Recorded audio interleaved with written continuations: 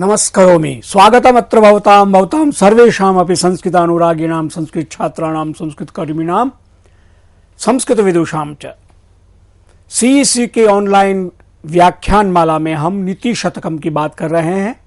8वें व्याख्यान के दूसरे भाग में आप सबका स्वागत है। विद्यार्थी इन व्याख्यानों को सुनते देखते हैं तो उनको थोड़ा विस्तार लगेगा, लेकिन मेरा लक्ष्य है और विनम्र प्रयास है कि जो शब्द महाकवि भर्तृहरि ने अपने नीति शतक के श्लोकों में सहज रूप में प्रयुक्त किए हैं, उनका कितना गंभीर अर्थ है वो मैं आपको दिखाना चाहता हूं। ये शाम न विद्या न तपो न दानम ज्ञानम न शीलम न गुणो न धर्म, ये जो तेमर्त्यलोके भुवि भारभूता मनुष्य रूपेण मृगाश्चरन्ति श्लोक है, बहुत प्रसिद्ध है और आप सरल व्याख्या कर देंगे, लेकिन एक एक शब्द कितना गंभीर अर्थ रखता है इसके बारे में अगर आप पढ़ें, अध्ययन करें और परीक्षा में उसका उत्तर उस तरह से देंगे, अवश्य में आपको अंक ज्यादा मिलेंगे। हमने विद्या की बात की और अब इस 8वें व्याख्यान के दूसरे भाग में हम तप की बात करेंगे। शब्द कल्पद्रुम में तप को अगर हम देखते हैं तो सामान्य रूप से तो हम सब लोग जानते हैं, तप करना माने जंगल में जाके एकांत में रह के ठंड में ठंडे जल में बैठ के करना, गर्मी में पंचाग्नि तप करना, भूखा रहना, एक पैर पे खड़े रहना। ध्रुव और प्रहलाद की हमें याद आती है, ध्रुव ने कैसे तप किया, प्रहलाद ने कैसे तप किया। तो तपाना, मन को, शरीर को, अपनी इंद्रियों को तपाना, संयम में रखना, निग्रहण करना, इसको तप कहते हैं। तो तप मूल शब्द तपस है, नपुंसकवाची नपुंसक लिंग है। तपति जो तपता है, तापयति वा या अपने को जो तपाता है। तो तप उपतापे, उपताप अर्थ में तो सर्वधातुभ्यो असुन, ऐसे असुन प्रत्यय करके उणादिक में ये शब्द बनेगा तपस। वैध क्लेश जनकम कर्म, ऐसा कर्म जिसे क्लेश हो, शरीर को, मन को, इंद्रियों को क्लेश हो। और कैसा क्लेश? वैध, विधि के अनुसार, माने अवैध ना हो, दुराग्रह से, हठधर्मिता से ना हो, लेकिन जो हम कर सके। ऐसा भी तप ना हो कि शरीर छूट जाए या इस तरह से मन बिगड़ जाए या योग दुर्योग हो जाए, ऐसा नहीं। जैसे उदाहरण में कहते हैं, उभेति चपला पुत्री न क्षमं तावकं वपुः सोढुं क्लेश स्वभावस्य तपसः सौम्य दर्शने इति तिथ्यादि तत्वे मत्स्य पुराण वचनम।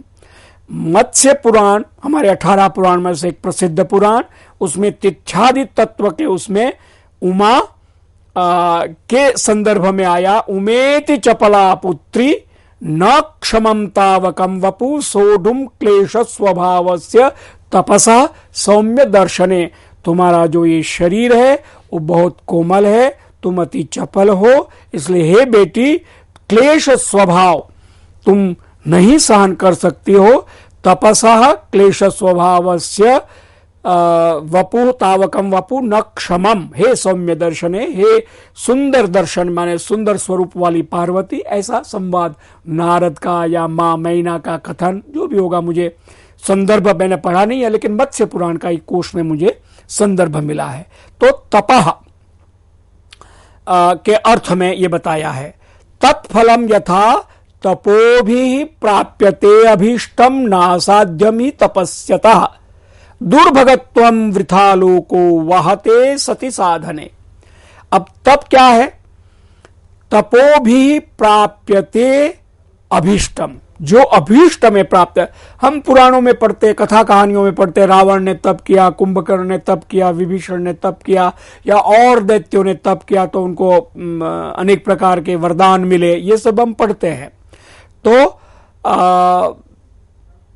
पद्म पुराण में ही इति च तत्रैव तद्वचनम कह के मरीचि उवाचः, मरीचि ऋषि का यह है, वो कहते हैं कि ब्राह्मणस्य तपो मूलम यज्ञ स्वाध्याय एव च। जो ब्रह्म विद्या प्राप्त करना चाहे उनको स्वाध्याय करना चाहिए, यज्ञ करना चाहिए, ये इनका तप का मूल है। तस्माद अग्ने फलम ब्रूहि तपसो अध्ययनस्य च। तो अग्नि को या वहनी को पूछते हैं कि तुम बताओ कि तप का क्या फल है। तो वहनी उवाच, वहनी अग्नि कहती है स्वाध्याय तपसोर्वक्षे तन्मे निगदितम शृणु। जो मैंने सुना है कि जो स्वाध्याय करने से, तप करने से जो फल होता है, तपसो ही परम नास्ति तपसा विंदते महत्। तप से उत्कृष्ट और कोई चीज नहीं है, तप से महत् तत्व की प्राप्त होती है। तपसा क्षीयते पापम, तप से हमारे जो भी दुष्कर्म है नष्ट हो जाते। मोदते सह दैवते, दिव्य शक्तियों के साथ हम रमण कर सकते हैं। तपसा प्राप्यते स्वर्ग, स्वर्ग माने हायर स्टैंडर्ड ऑफ लिविंग या परम सुख, क्योंकि स्वर्ग में सुख ही सुख होता है, ऐसा हमने सुना पढ़ा है। तो तप से वो स्वर्ग यानी सुख प्राप्त होता है, तप से जो है यश प्राप्त होता है। तपसा प्राप्यते यश, तपसा सर्वम आपनोति, तपसा विंदते परम। तप के द्वारा ही सब कुछ प्राप्त होता है, तप से ही परम तत्व प्राप्त किया जाता है। ज्ञान विज्ञान संपन्न सौभाग्यम रूपमेव च, ज्ञान विज्ञान सौभाग्य रूप तपसा लभते सर्वम, ये सब कुछ तप से मिलता है। तथैव अध्ययनेन च, तप और अध्ययन, स्टडी, चिंतन, शास्त्रों का चिंतन, आत्मचिंतन, अपने आप के बारे में जानना, मैं कौन हूं, कहां से आया, क्या मेरा लक्ष्य इत्यादि, ये सब तप के द्वारा व्यक्ति प्राप्त करता है। तस्मात् स्वधर्म संयुक्तो नित्यम सिद्ध्यति पंडित, पंडित पंडा कहते बुद्धि को, पंडित माने बुद्धिमान। बुद्धिमान जो है सर्वधर्म संयुक्त होकर नित्य सिद्धि को प्राप्त करता है। धर्मात् सुखमाप्नोति, और उस धर्म से माने संयमित जीवन रखने से इहलोके पर, इस संसार में माने जब तक शरीर है तब तक, और शरीर छूटने के बाद उसके सूक्ष्म शरीर कारण शरीर की जो यात्रा है उसमें भी, या दूसरा जन्म होता है उसमें भी उसको सुख मिलता है। इति आद्ये वहनि पुराणे नित्याहनिक स्नान विधि नाम अध्याय, स्नान विधि नामक एक अध्याय है, नित्याहनिक, प्रतिदिन क्या करना चाहिए उस अर्थ में। तो वहनि पुराण है, अग्नि पुराण में ये कहा गया है। अब तप से ही एक शब्द बनता तपस्या। तत्त्रिविधम, तीन प्रकार की तपस्या बताई है। शारीरम वाचिकम मानसम च तपः, शरीर को तपाना वो शारीरम तपः कहा जाएगा। वाणी का संयम, मौन, उतना ही बोलना जितना जरूरी है या मौन रखना, ये वाचिकम तप है। और मानसम च तप, मन को संयमित करना, मन को इधर उधर न जाने देना, मन को ऐसा न सोचने देना जो कि ठीक नहीं है, मन को पॉजिटिव थिंकिंग में लगाना, ये सब मानसिक तप है। उसको हमारे यहां गीता में भी कहा है, देव द्विज गुरु प्राज्ञ पूजनम शौच मार्जवम ब्रह्मचर्य महिंसा च शारीरम तप उच्यते। अब शरीर का जो तप है क्या क्या हो सकता है, तो उसको डिफाइन किया है शास्त्रों में। देव माने दिव्य शक्तियां, द्विज माने ब्राह्मण क्षत्रिय वैश्य, गुरु माने हमसे जो बड़ा हो, प्राज्ञ माने जो विद्वान बुद्धिमान शिक्षक आचार्य, इनकी पूजा की जाए, आदर किया जाए, सम्मान किया जाए। शौचम, शुचिता, शुद्धता, स्वच्छता, और आजकल बहुत जरूरी है कोरोना संकट काल में, तो हर एक बार बार हाथ धोने की बात कही जाती है, बात सैनिटाइजेशन हम बार बार करते हैं। क्यों कि स्वच्छता रखना जरूरी, क्योंकि विषाणु और कीटाणु पूरे परिवेश में फैले हुए हैं, उससे कैसे हम मुक्त रहे। मास्क जो हम लगाते हैं इसलिए कि नाक से या मुख से जो हम श्वास लेते हैं उससे कीटाणु विषाणु हमारे शरीर में प्रवेश न करे। तो शौचम का बहुत महत्व है। आर्जवम माने रिजुता, हम्बलनेस, मृदुता, शरीर या स्वभाव को कठोर न बनाना, कोमल रखना, फ्लेक्सिबल रखना। ब्रह्मचर्यम, संयम इंद्रियों पर, अहिंसा, हिंसा न करना, वायलेंट ना होना, ये सब शारीरम तप उच्यते। शरीर के द्वारा किए जाने का वाला तप, ताप, अनुशासन, डिसिप्लिन, ये सब शारीरम है। अब वाचिकम क्या है? अनुद्वेगकरम वाक्यम सत्यम प्रियहितम च यत् स्वाध्यायाभ्यसनम चैव वाङ्मयम तप उच्यते। वाणी का क्या तप है? ऐसा ना बोले, कोई भी वाक्य या साउंड ना करे जिसे दूसरे को उद्वेग हो, परेशानी हो, डिस्टरबेंस हो। अनुद्वेगकरम वाक्यम, ऐसी बात कहे जिसमें दूसरे को बुरा ना लगे, और सच हो, हमारी वाणी सत्यम, झूठ ना हो।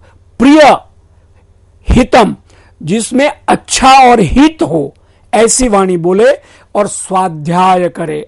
अध्याय, स्वाध्याय का मतलब खुद इंट्रोस्पेक्शन, अपने आप के बारे में सोचना, जो पढ़ा है उसके बारे में सोचना, रिवाइज करना। अभ्यसनम, उसको इंप्लीमेंट करे, जो पढ़ा है उसको क्रियान्वित करे। ये सब वांग्मय तप में आता है। और शारीरम, वाचिकम और मानसम, मानसिक तप क्या है? मौनमात्म विनिग्रह भाव संशुद्धि तपो मानसमुच्यते। मनः प्रसाद सौम्यत्वम, हमेशा मन खुश रहे, सौम्यता रहे माने शालीनता। मौनम, बहुत कम बोला जाए, ज्यादा बोलने की जरूरत नहीं है। आत्म विनिग्रह, अपने आप पर सेल्फ कंट्रोल वो हो। और भाव संशुद्धि, अपने भावों में भी, विचारों में भी, इमोशन में भी शुद्धि हो। इत्येतत् तपो मानस मुच्यते, ये 3 प्रकार का, ये इसको मानस तप कहते हैं।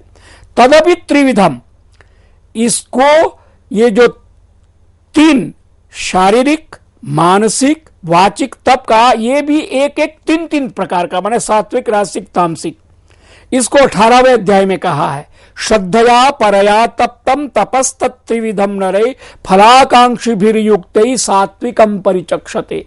जो सात्विक तप है वो श्रद्धा के द्वारा, परम श्रद्धा के द्वारा किया गया, 3 प्रकार का मनुष्यों के द्वारा फलाकांक्षी, जो फल की आशा रखते हैं, ऐसे सात्विक उसको कहा गया है। सत्कारमान पूजार्थम तपोदंभेन चैव यत् क्रियते तदह्य प्रोक्तम राजसम चलम अध्रुवम। चलम अध्रुवम, चलम माने चला जाने वाला, अध्रुवम माने अस्थिर। तप राजस, राजसिक कैसा है? सत्कार मान, ये ऐसा तप है कि मुझे सम्मान मिले, मेरी पूजा हो सोसाइटी में, समाज में। दंभ हो माने जिसको हम कहते हैं कि दंभ, पाखंड, करना कुछ, कहना कुछ, जीवन कुछ और अंदर से कुछ, इसको दंभ कहते हैं। और क्रियते तद, यह ऐसा जो करता है उसको राजसिक तप कहा गया है। और तामसिक मूढ़ग्राहेण आत्मनो यत् पीड़या क्रियते तपः परस्य उत्सादनार्थम वा तत्तामस। श्रीमद् भगवद गीता के 17वें अध्याय के 14, 15, 16, 17, 18, 19 शब्द श्लोक में बोल रहा हूं आपके सामने। तो उसमें मूढ़ग्राहेण माने हठ से, आत्मा, अपने आप को पीड़ा देना, ऐसा करके हठ धर्मिता के साथ किया। और दूसरों के उत्सादन के लिए, माने दूसरों का अनिष्ट हो, इसका बुरा हो जाए, उसका बुरा हो जाए, ऐसा मन में करके जो तप करता है उसको तामसिक तप कहा गया है। ये 17वें अध्याय में श्रीमद् भगवद गीता के ये 14, 15, 16, 17, 18, 19 श्लोक आपके सामने मैंने रखे। जनलोकाद ऊर्ध्वलोका, ये जो हमारा पृथ्वी लोक है उससे ऊपर 3 लोक है या 7 लोक मानते हैं। और नीचे के 7 अतल, वितल, सुतल, तलातल, महातल, रसातल, पाताल, ऐसे करके ब्रह्म, तपः, और ये 7 लोक ऊपर के हमारे माने गए हैं। अस्योपरि तपोलोकः तेजोमय उदाहरिता, पृथ्वी से ऊपर का लोक एक तपोलोक माना जाता है। वैराजा यत्र ते देवा वसेयोर देव पूजिता वासुदेवे मनो येषाम वासुदेवे अर्पित क्रिया तपसा संतोष्य गोविंदम अभिलाष विवर्जिता तम तपोलोकमासाद्य वसंति विजितेन्द्रियाः शिलोंछ वृत्तियो ये वै दंतोलू खलिकाश्च ये श्म कुट्टाश्च मुनय शीर्ण पर्णा शिनश्च ये ग्रीष्मे पंचाग्नि तपसो वर्षासु स्थंडिलेशया हेमंते शिशिरे या ये क्षिपन्ति सलिले क्षपा कुशाग्र नीर बिंदुश्च त्रिषिता यतयोपि बम वाताशिनोति क्षुदिता पादांगु अंगुष्ठाग्र भूस्पृशा ऊर्ध्वहस्ता रविदृशस्तेकांग्री स्थान निश्चला ये वै दिवानिरुच्छ्वासा मासोच्छ्वासाश्च ये परे मासोपवासं कुर्वन्ति चातुर्मास्य व्रताश्च ये ऋत्वन्ते तोयपाना ये षण्मासोपवासका ये च वर्षा निमेषा वै वर्षधाराम्बुतर्षका स्थाणु साम्योपसंप्राप्ता मृगकंडूति सौख्यदा जटाटवी कोटरांतः कृतनीडांडजा ये प्ररूढ़ वल्मिकांगाश्च स्नायुनद्धास्ति संचयाः लता प्रताने परितो वेष्टितावयाश्च ये शस्यानि च प्ररूढ़ानि यदंगेषु महीपते इत्येतैर्नियमैर्येतु क्लिष्टात्मनस्तपोधनाः चांद्रायणादि व्रतम धर्मः इति मेदिनी कोश में तप के लिए इतना विस्तार से दिया। मैंने केवल आपके सामने पढ़ दिया है। इसका संक्षेप में अर्थ यह होता है कि तपोलोक के लिए हमारे यहाँ पुराणों में ग्रंथों में कहा गया है कि किस प्रकार के तप देवा वसेयुर, वहां देवता लोग वास करते हैं। देव पूजिता वासुदेवे मनो येषाम, वसुदेव कृष्ण में भगवान में जिसका मन है और उसमें अर्पित क्रिया है, तप से उनको गोविंदम संतोष, गोविंद को खुश करके अभिलाष कोई इच्छा नहीं होती है, निष्काम होते हैं। तपोलोक आसाद्य, तपोलोक में वो जाते हैं, वहीं रहते हैं, विजितेंद्रिय होते हैं। और उसके बाद पंचाग्नि ताप और इसके विस्तार से चर्चा की। हेमंत में शिशिर में कैसे वो पानी में रहते हैं और किस प्रकार से एक पाप पैर के अंगूठे पे खड़े रहते हैं या ऊपर हाथ उठा के केवल सूर्य की ओर देखते हैं। ये विस्तार से कहा है, आप लोग पढ़ लेंगे इसको। और इतना विस्तार से बारिश में कैसे तप करते हैं, गर्मी में कैसे तप करते हैं, विभिन्न ऋतुओं में तप करने के बाद वो जटाटवी कोटरांतः कृतनीड़ांडजाश्च, ये माने जैसे पक्षी रहते हैं वैसे अपने जटाटवी कोटर अंतः कृतनीड़ांडजाश्च, ये मतलब किस तरह से मृग कंडूति सौख्यदा, इतने स्थिर हो जाते हैं कि मृग आकर उनके शरीर के साथ अपने आप को खुजालते हैं और उसी से वो परम सुख को प्राप्त होते हैं। ये विस्तार से वर्णन किया गया है। यानी कि चांद्रयानादि व्रत जो हमारे यहाँ कहे गया है कि चंद्र प्रतिपदा को क्षीण होता है, द्वितीया को दिखाई देता है, तृतीया को बड़ा, चतुर्थी को बड़ा, तो इस तरह से चांद्रायण व्रत करते हैं। वो खाने का 24 घंटा तप करेंगे लेकिन खाएंगे उतना जितना प्रतिपदा को चंद्र दिखता है उतना, द्वितीया को थोड़ा ज्यादा, तृतीया को ज्यादा, ऐसे पूर्णिमा तक आहार बढ़ाएंगे, फिर अमावस तक आहार को कम करते जाएंगे। ये चांद्रायण व्रत है। तो ये सब तप के विभिन्न प्रकार हमारे ग्रंथों में कहे गए हैं। तपः तपति तापयति वा, तप संतापे पचाद्यश्च, अच करेंगे। ग्रीष्म ऋतु को भी तप कहते हैं, अमरकोश में दिया हुआ है। माघ का जो शिशुपाल वध है उसमें तप शब्द पुल्लिंग में प्रयोग किया गया है। तपेन वर्षा शरदा हिमागमो वसंत लक्ष्मा शिशिरः समित्य च प्रसून कृप्तिम दधतः सदर्तवः ब्रह्मायुषस्तत् तपोलोके ते वसंति अकुतो भया। पद्म पुराण में भी इसका संदर्भ मिलता है। अब नीति शतक की तप की बात करने के बाद अब प्रायः हमारा 8वें व्याख्यान का दूसरा भाग का समय पूरा होने जा रहा है, तो मैं दान का जो मुझे विस्तार से आपके सामने विषय रखना है वो मैं आगे 9वें व्याख्यान में रखूंगा। इस बीच हम आगे बढ़ते हैं क्योंकि ये बहुत विस्तार से हमने एक एक शब्द की व्याख्या की है। एक श्लोक ले लेते हैं। 16 श्लोक तक हम व्याख्या कर चुके हैं। अब ये 17वां श्लोक है। अधिगत परमार्थान पंडितान मावमंस्थाः तृणमिव लघु लक्ष्मीर नैवतान संऋणुद्धि अभिनव मदलेखा श्यामगंडस्थलानां न भवति विसतन्तु वारणं वारणानां न भवति विसतन्तु वारणं वारणानां। ये 17वां श्लोक है। विद्वत पद्धति में 14 के बाद 15, 16 2 श्लोक के बाद ये तीसरा श्लोक आएगा। तो इसमें जो विद्वान है उनका सम्मान करना है क्योंकि कोई प्रलोभन से वो प्रलुब्ध नहीं होते हैं, ऐश्वर्य का लोभ उनको नहीं होता है। इसलिए हे ऐश्वर्यवान या धनवान व्यक्ति, राजा या नेता या श्रेष्ठी, तुम उनको मां अवमंस्था, उनका अपमान न करो। किनका? अधिगत परमार्थान, जो जीवन का परम अर्थ है वो उन्होंने जो पा लिया है, जो जीवन में पाना है उसको पा लिया है। ऐसे जो पंडित माने विद्वान आत्मचेता व्यक्ति महावमंस्था, उनकी तुम अवमानना मत करो, अपमान मत करो। उनके लिए तृणमिव लघु लक्ष्मीर नैवतान संरुणद्धि, लक्ष्मी ये जो संसार का जो ऐश्वर्य है वो उनको नैव संरुणद्धि, उनको रोक नहीं सकती है, उनके लिए वो तिनके के बराबर है। इसलिए अभिनव मद लेखा श्याम गंडस्थलानाम वारणानाम विसतंतु वारणम न भवति।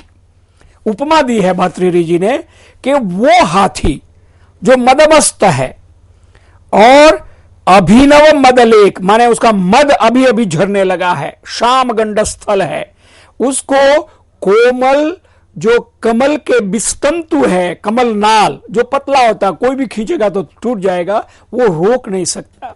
यानी कि जो परमार्थ को प्राप्त किए हुए उनको ये धन की, लक्ष्मी की या ऐश्वर्य की जो है लुब्धता, उनकी लोलुपता नहीं होती है, इसलिए उनका अपमान तुम मत करो। किसी भी ज्ञानी व्यक्ति को कभी कम नहीं आंकना चाहिए और न ही उनका अपमान करना चाहिए, क्योंकि भौतिक सांसारिक धन संपदा उनके लिए तुच्छ घास के समान है। जिस तरह एक मदमस्त हाथी को कमल की पंखुड़ियों से नियंत्रित नहीं किया जा सकता है, ठीक उसी प्रकार धन दौलत से ज्ञानियों को वश में करना असंभव है। अंग्रेजी में हम कहेंगे, do not insult those man of wisdom who have attend the supreme knowledge. The material wealth is as worthless as a piece of grass for them. Do not ever restrain them. A lotus stalk cannot hold back the elephants whose temple regions are darkened by the sticks of fresh rut. मद को, हाथी का जो मद झरता उसको अंग्रेजी में रट बोलते हैं। और एक श्लोक ले लेते हैं, 18वां श्लोक है ये। अंभोजिनी वनवास विलासमेव हंसस्य हंति नितराम कुपितो विधाता। न त्वस्य दुग्ध जल भेद विधौ प्रसिद्धाम वैदग्ध्य कीर्तिमपहर्तुमसौ समर्थः। वैदग्ध्य कीर्तिमपहर्तुमसौ समर्थः। यह 18वां श्लोक है और इसमें कहा है कि जिस व्यक्ति के पास कोई कला हो, ज्ञान हो, कोई खास प्रकार की उसकी जो है उसकी उपलब्धि हो, तो उसको कोई उससे छीन नहीं सकता। आगे भी एक श्लोक इसी तरह का आएगा कि विद्या को कोई चुरा नहीं सकता है, कोई बांट नहीं सकता, राजा उसको ले नहीं सकता। तो उसका उदाहरण देते हैं कि जो हंस है उसको प्रकृति ने एक गुण दिया है। और गुण क्या है कि उसका वैदग्ध्य कीर्ति, एक विचित्र उसकी कीर्ति है कि दूध उसके सामने रख दिया जाए तो दूध का जो सत्व है वो पी लेगा और पानी उसमें जो है लिक्विड वाटर वो छोड़ देगा। और ये उसकी कुदरती प्राकृतिक उसकी ये विशेषता है। इसको विधाता भी गुस्से में आ जाए और कहे कि हंस की ये जो खूबी है मैं ले लूं, नहीं कर सकता है। तो अंभोजिनी वनवास विलासमेव हंसस्य हंति नितराम कुपितो विधाता। न त्वस्य दुग्ध जल भेद विधौ प्रसिद्धाम वैदग्ध्य कीर्तिम अपहर्तुम असौ समर्थ।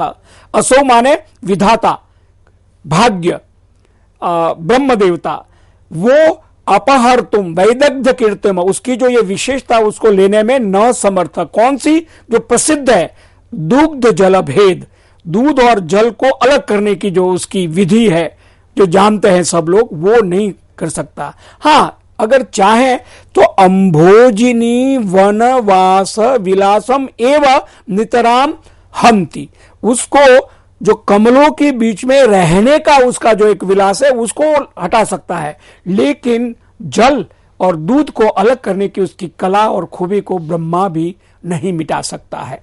हंस पर अत्यंत क्रोधित भगवान ब्रह्मा उसे झील के किनारे कमल के फूलों पर सोने से तो रोक सकते हैं, लेकिन वे भी हंस से उसकी दूध से दूध और पानी को अलग कर देने की क्षमता या कला को नहीं छीन सकते हैं।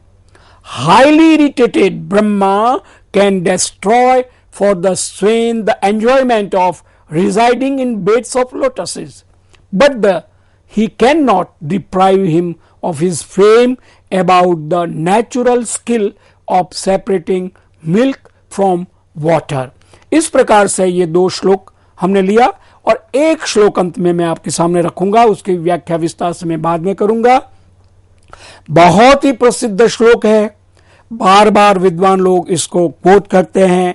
नीति शतक का 19वां श्लोक, केयूरान विभूषयन्ति पुरुषं हारान